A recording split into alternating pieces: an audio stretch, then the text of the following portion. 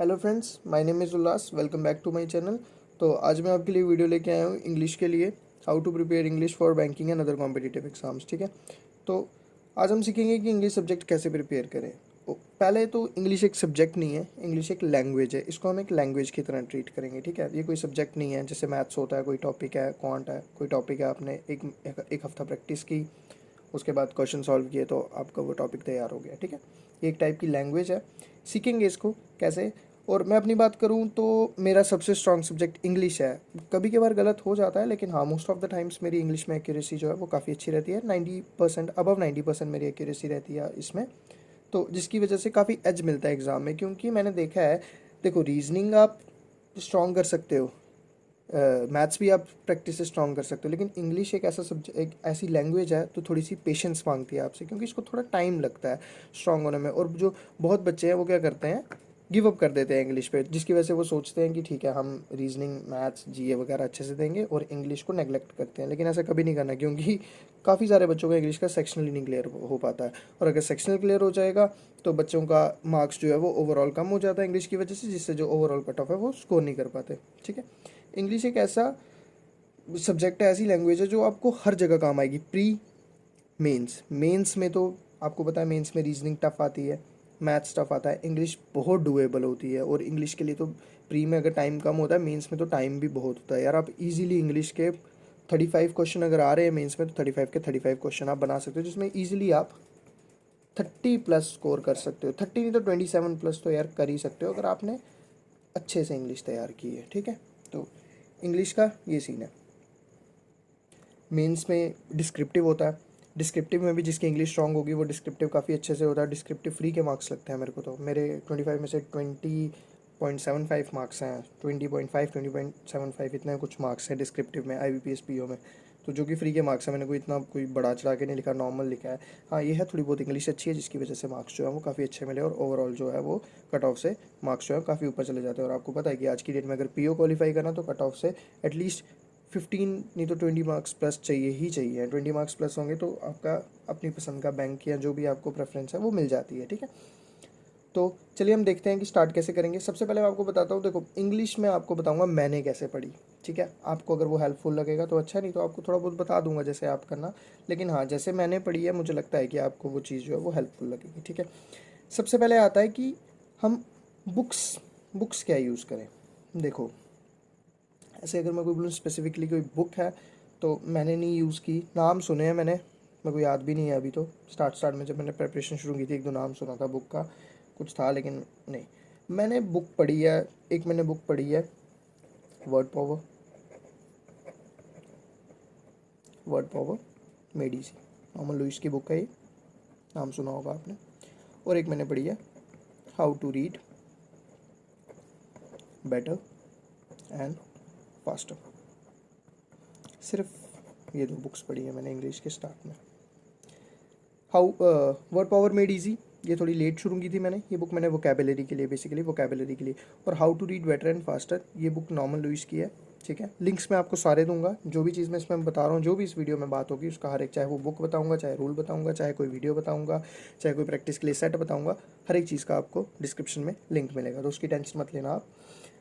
Word power made easy vocabulary के लिए। और ये जो how to read better and faster मैं बोलूँगा, इस बुक ने मेरे को काफ़ी फ़ायदा दिया है यार। इस बुक में मतलब उन्होंने वो, ये बुक आपको रीडिंग करना सिखाएगी। देखना, ये बुक जब आप अगर कोई बुक ये पढ़ेगा तो ये बुक ना एक टाइप से बात करेगी आपसे, बिल्कुल आपको रीडिंग करना सिखाएगी ये बुक, की कैसे रीडिंग करते हैं, कैसे कॉम्प्रिहेंस कैसे करते हैं उसको। ठीक है, मतलब स्किमिंग कैसे होती है, टेक्निक्स सिखाएंगी ये बुक जो है आपको टेक्निक सिखाएगी। पैसेज में बहुत काम आती है। कॉम्प्रिहेंशन, आपको पता है इंग्लिश में क्या चाहिए, कॉम्प्रिहेंशन चाहिए। अगर आपको कॉम्प्रिहेंशन आता होगा अच्छे से, चाहे वो क्लोज टेस्ट है, चाहे वो कोई एरर है, अगर आपको अच्छे से समझ आ रहा है, अगर आप हिंदी में कन्वर्ट कर रहे हो उसको, तो आप ईजिली उसको जो है वो कर सकते हो। ठीक है, तो ये बुक्स मैं रिकमेंड करूँगा आपको। ठीक है, how to read better and faster, यार ये तो पढ़ लो बुक। ठीक है, इतना कोई टाइम नहीं लगता। ये नहीं है कि दिन के 4 घंटे आप एक ही बुक पढ़ रहे हो, रख लो दिन में 45 मिनट या 30 minute, how to read better and faster ये बुक पढ़नी है। 35 मिनट में एक लेसन टाइप्स हैं इसके, एक एक लेसन, चाहे 2 दिन में एक लेसन करो, चाहे 1 दिन में एक लेसन करो, चाहे 3 दिन में, इससे ज़्यादा लेट मत करना, फिर बुक काफ़ी लंबी चल जाएगी आपकी। ठीक है, तो मेरी कोशिश ये रहती थी कि 1 दिन में लेसन खत्म हो जाए, नहीं तो मैक्स टू मैक्स 2 दिन, उससे ज़्यादा नहीं। ठीक है, इस बुक से आपकी रीडिंग स्पीड काफ़ी बढ़ेगी। ठीक है। रीडिंग के साथ कॉम्प्रिहेंशन स्पीड भी काफ़ी अच्छी हो जाएगी। बुक्स आ गई ये दो, इसके अलावा मैंने कोई बुक कोई रूल कुछ नहीं पढ़ा, ठीक है, बुक्स से। उसके बाद बात आती है रूल्स, ग्रामर। देखो ग्रामर, आपने काफ़ी वीडियोस देखी होंगी, लोग बोलेंगे कि ग्रामर बिल्कुल इंपॉर्टेंट नहीं है, या कुछ बोलेंगे ग्रामर बहुत इंपॉर्टेंट है। मैं बोलूँगा ग्रामर इंपॉर्टेंट है ना, मोस्ट इंपॉर्टेंट भी नहीं है, लेकिन हाँ बिल्कुल भी नहीं छोड़ सकते, ठीक है। ग्रामर आपके छोटे छोटे रूल्स बहुत काम आते हैं। ऐसे ऐसे फिलअप्स होते हैं जो सिर्फ रूल्स के बेसिस पे हो जाते हैं। मैं कहता हूँ मैंने आज तक इंग्लिश का कोई ऐसा मॉक नहीं दिया जिसमें 6 से 7 क्वेश्चन बिना कोई सेंटेंस का मतलब समझे सिर्फ रूल के बेसिस पे हो जाते हैं, ठीक है। कैन लगा, सिंपल फॉर्म आएगी आगे, ठीक है। मोडाल होता है कैन, कैन में माइटी सब मोडाल होते हैं, बिल्कुल सिंपल फॉर्म आएगी। अगर आपको ये रूल पता है, आपको कॉम्प्रिहेंशन करने की ज़रूरत है, कुछ ज़रूरत है आपको करने की, आपने देखा कैन लगा मैं लगा, आगे सिंपल फॉर्म आएगी, ख़त्म बात। 4 ऑप्शन है, 4 में से एक ही होता है सिंपल ऑप्शन जो सिंपल फॉर्म में लगेगा। तो रूल्स काम आते हैं यहाँ पे। अब आपने रूल्स कहाँ से पढ़ने हैं? 120 rules of Nimisha ma'am, Nimisha Bansal. मेरी इंग्लिश स्ट्रांग हुई है तो उसका मैं बोलूँगा अगर कोई प्राइम रीज़न है तो वो निमिषा बंसल मैम है। मैंने रिलीजियसली सिर्फ निमिषा बंसल मैम को फॉलो किया है इंग्लिश के लिए, और किसी टीचर को फॉलो नहीं किया है, सिर्फ मैम को स्टार्ट में, उसके बाद सिर्फ प्रैक्टिस, ठीक है। कोई मैंने पेड कोर्स नहीं लिया, कोई कुछ नहीं लिया मैंने, ठीक है, सारा फ्री, ठीक है। फ्री मटेरियल जितना है वो सब यूज़ किया है, ठीक है। तो 120 rules of Nimisha Bansal ma'am पूरी प्लेलिस्ट है, मैं आपको लिंक दूंगा। अब आपने वो रूल्स उतार लेने हैं, चाहे आप उतार के करो, चाहे आपको वीडियो से आदत है आप वीडियो से करो। अपना मैं अगर बताऊं तो मैंने उतारे थे, मैं डेली के 5-5 रूल 6-6 रूल मैम एक वीडियो में कराते थे, मैं वो 6 रूल उतार लेता था, ठीक है। तो उसके बाद ना इन रूल्स की यूसेज सीखनी है, ठीक है। इनकी यूसेज कैसे हो रही है, ये नहीं है रूल्स को रट्टा मार लिया, ठीक है, याद करना है रूल्स को, तभी तो आपको यूजेज आएगी। लेकिन जब यूज़ करोगे तब ध्यान रखना है, अच्छा हाँ ये रूल है।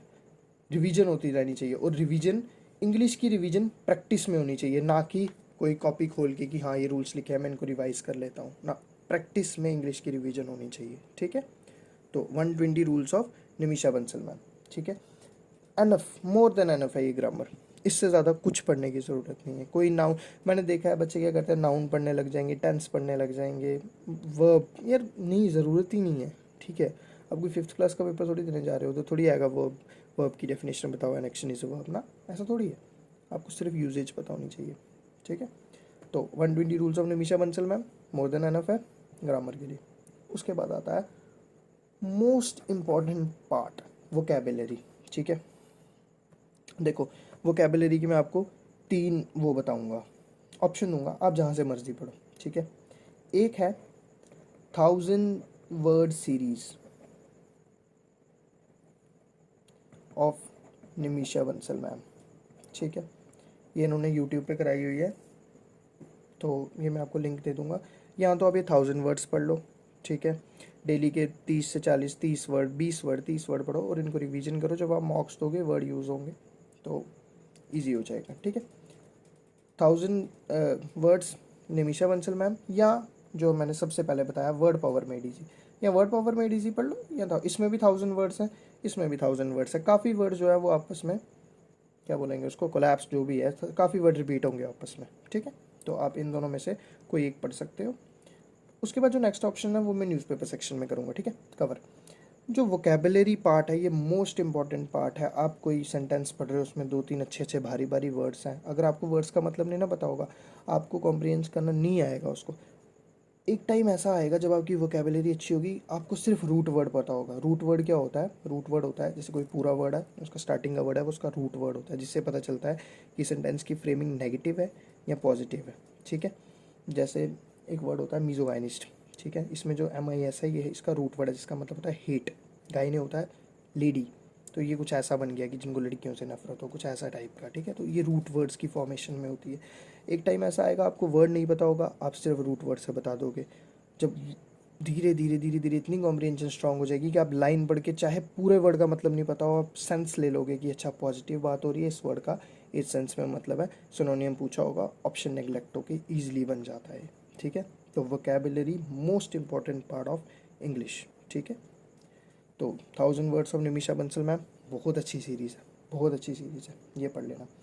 उसके बाद बात आती है न्यूज़पेपर की। न्यूज़पेपर मैंने पढ़ा है द हिंदू, द हिंदू का एडिटोरियल सेक्शन अच्छे से मैं रीड करता था। एक पेज पे 4 आर्टिकल होते हैं ना, जो पहले वाले 2 छोटे 2 बड़े, वही 4 पढ़ता था, नेक्स्ट पेज वाले आर्टिकल में नहीं पढ़ता था, ठीक है। तो द हिंदू में पढ़ता था। अब द हिंदू ये होता है स्टार्ट, अगर कोई बच्चा बिगिनर है तो उसके लिए काफ़ी टफ होगा। तो मैं पता क्या करता था, मैं क्या करता था, विशाल सर है एक वाईफाई स्टडी के टीचर हैं, वो विशाल सर इंग्लिश पढ़ाते हैं, वो डेली एडिटोरियल लेके आते हैं, तो वो ना एडिटोरियल से पहले ना वोकेबुलरी कराते हैं। तो मैं क्या करता था, जब सुबह सुबह लाइब्रेरी जाता था ना, तो मैं पहले ये छोटी छोटी चीज़ें ही पढ़ता था, टेबल पढ़ लिया, ये पढ़ लिया, वोकेबुलरी पढ़ ली, रिवाइज कर ली। तो मैं क्या करता था कि विशाल सर की एडिटोरियल वाली क्लास खोलता था, और उसमें से एडिटोरियल से पहले जो वो एडिटोरियल में वर्ड्स यूज़ हुए थे ना उस दिन, वो कराते थे, ठीक। मैं वो वर्ड सारे उतार लेता था और उन वर्ड्स को उसी टाइम याद कर लेता था। उसके बाद जब मैं 3 साढ़े 3 4 बजे हिंदू आर्टिकल पढ़ने लगता था, मैं एक बारी फिर से वो वर्ड रिवाइज कर लेता था, ठीक है। जिससे क्या होता था, जब मैं आर्टिकल पढ़ता था ना, तो मेरे को काफ़ी हेल्प मिल जाती थी, क्योंकि मैंने वर्ड पहले याद किए होते थे जो आर्टिकल में यूज़ हो रहे हैं, जिससे कि जो मेरी कॉम्प्रिहेंशन है वो काफ़ी ईजी हो जाती थी उसकी। तो ये चीज़ ये है, यहाँ पे ये तीसरा पार्ट यूज़ हो रहा है, ठीक है। एक 100,000 word series, word power made easy, and Vishal sir editorial vocabulary, ठीक है। अब मेरी बात अगर आप बोलोगे मैंने क्या पढ़ा है, तो मैंने वोकेबुलरी पे बहुत काम किया है। मैंने 1000 वर्ड सीरीज़ जो निमिषा बंसल मैम की है वो पूरी पढ़ी है, वर्ड पावर मेड ईजी भी पूरी पढ़ी है, और विशाल सर के एडिटोरियल के भी ऑलमोस्ट 1700 प्लस वर्ड्स मैंने पढ़े थे। उसके बाद काफ़ी वर्ड्स रिपीट होना शुरू हो गए थे, तो मैंने बंद किया था। मैंने ये तीनों कवर किए हैं। आप तीनों में से एक कवर कर लो अच्छे से, वो भी बहुत है, ठीक है। तीनों कर लोगे तो मोर देन एनफ है, 2 कर लोगे तब भी मोर देन एनफ है। मैंने तीनों कवर किए थे, ठीक है।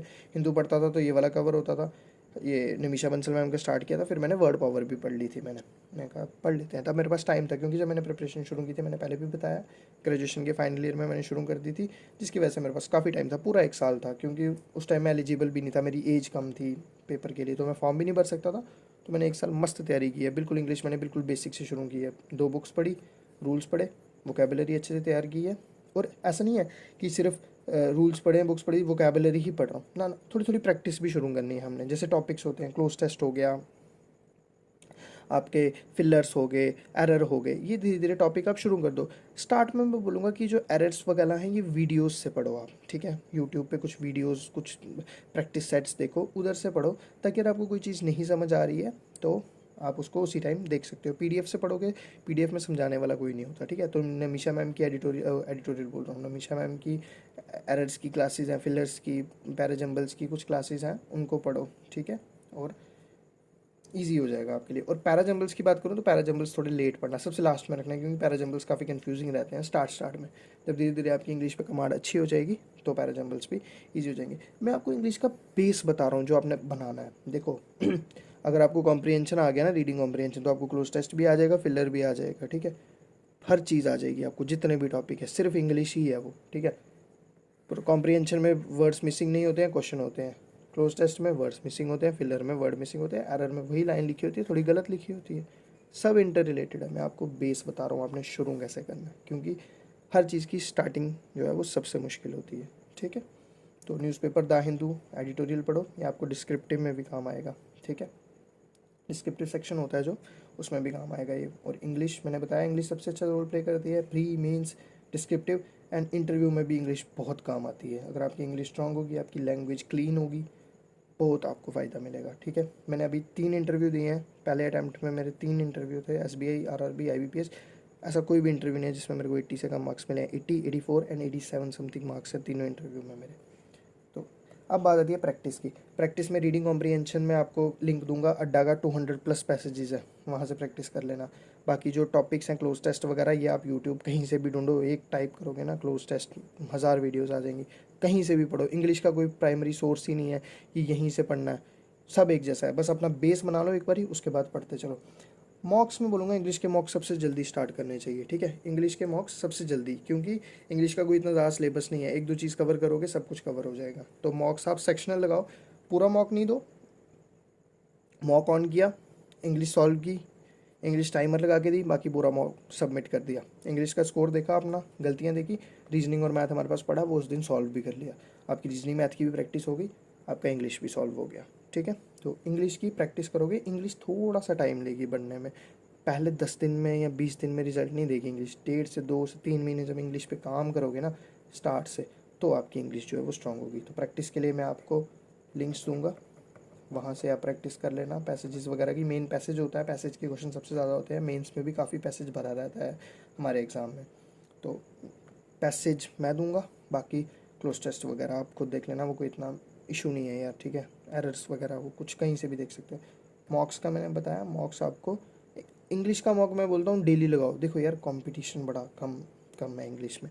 अगर आपकी इंग्लिश स्ट्रांग होगी ना, आप बहुत आगे चले जाओगे। रीजनिंग ऑलमोस्ट 90% जनता की स्ट्रांग है इस टाइम जो प्रिपेयर कर रही है, ठीक है। क्वांट भी अबव एवरेज है 60-70% बच्चों का। इंग्लिश में बच्चे मार खाते हैं। मैक्सिमम बच्चे हिंदी मीडियम के हैं, जो इंग्लिश मीडियम के हैं उनका इंग्लिश कमज़ोर है, इतना स्ट्रांग नहीं है इंग्लिश, जिसकी वजह से इंग्लिश में कंपटीशन घटता है। आपकी इंग्लिश स्ट्रांग होगी, आराम से निकल जाओगे आप। अगर मेरी इंग्लिश स्ट्रांग नहीं होती, मेरी आज जॉब नहीं लगी होती, क्योंकि मेरा रीजनिंग इतना स्ट्रांग नहीं है। स्ट्रांग है, गुड बोल सकते हैं, परफेक्ट नहीं बोल सकते। Math above average good category, लेकिन इंग्लिश मेरी काफ़ी अच्छी है, जिसकी वजह से मेरे जो मार्क्स हैं वो डिडक्ट नहीं होते हैं। रीजनिंग मैथ्स में मैं एक्यूरेसी 100% रखता हूँ, इंग्लिश में 95-90% एक्यूरेसी। ओवरऑल स्कोर मेरा काफ़ी अच्छा रहता है, ठीक है। तो यही सब है इंग्लिश का। ये है इसका बेसिक कि आपको इंग्लिश बनानी कैसे है। एक बार ये चीज़ करना सीख जाओगे ना, उसके बाद सब इजी लगेगा इंग्लिश के। जब आप मॉक्स दोगे, धीरे धीरे धीरे धीरे आपका खुद ही जो है वो बनती रहेगी। छोटे छोटे रूल्स अगर आपको भूलते हैं तो फ़ोन होता है आजकल यार, नोट्स, फ़ोन का जो नोट्स होते हैं, कीप नोट्स जो भी होता है, उसमें लिख लो ना छोटा रूल। जैसे हैज़ के साथ थर्ड फॉर्म लगती है, लिख लो। हैज़ प्लस बीन के साथ ING लगता है, नहीं याद रह रहा, लिख लो। ये चीज़ें, ये थोड़ी थोड़ी आपको मेहनत खुद करनी, ग्राइंड करना पड़ेगा। मेरा आप फ़ोन के नोट्स खोलोगे ना, इतना कुछ भरा हुआ है ना। मैंने इतने क्योट्स लिख के रखे हैं जो मतलब यूज़ हुए हैं, लेट बायगॉन्स, बी बायगॉन्स, ऐसे सब लिख के रखा है जो चीज़ें मेरे को भूल जाती हैं। एक मेरे को वो भूल जाता था, don't throw the baby out with the bath water, एक ये क्योट था। क्योट नहीं कहेंगे इसको, ईडियम फ्रेज जो भी होता है, ये था, यूज़ हुआ था 1-2 बारी, तो मैंने फिर ये लिख के ही रख लिया। नहीं यार, ये इसका मतलब होता है कि कोई ऐसे फालतू चीज़ के साथ कोई इंपॉर्टेंट चीज़ भी डिलीट कर देना या उसको ख़राब कर देना, ऐसा कुछ होता है ये इसका मतलब। तो ये चीज़ें पढ़ो, ईडियम फ्रेजेस पे थोड़ा सा ध्यान दो, वोकेबलरी पे काम करो, रीडिंग पे काम करो, ये बुक पढ़ो, इंग्लिश आपकी बहुत अच्छे से प्रिपेयर होगी, ठीक है। और अगर कोई डाउट होगा तो मेरे को कमेंट सेक्शन में बताना, मैं दोबारा एक वीडियो बना दूंगा इंग्लिश के लिए, ठीक है, अगर आपका डाउट नहीं क्लियर होगा। Okay, till then, thanks for watching, do like, share and subscribe for more recent videos. Thank you.